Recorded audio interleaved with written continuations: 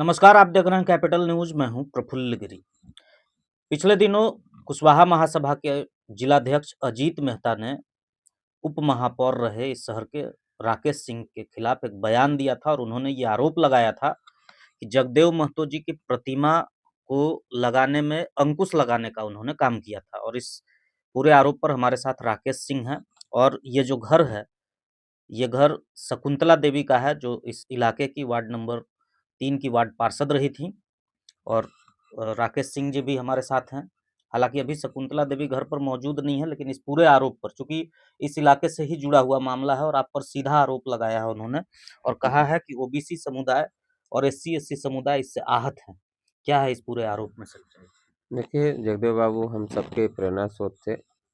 भोज के एजेंडा में हमारे दीदी शकुंतला देवी और मेरे द्वारा उसका कॉपी कल हम उपलब्ध करा देंगे। उसको भी मीडिया के सामने आप रख दीजिएगा।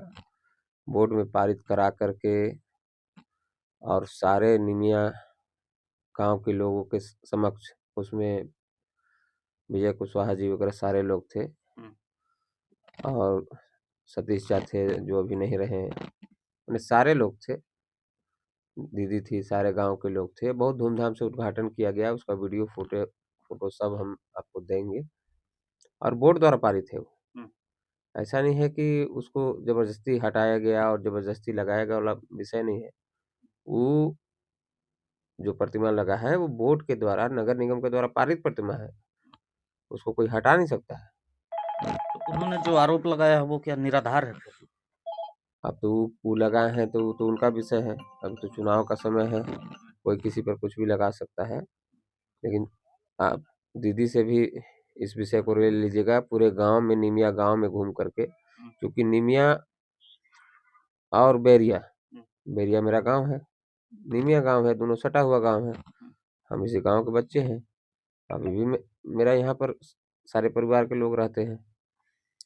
तो ये विषय जो हो रही है, हम लोग का जो स्वभाव है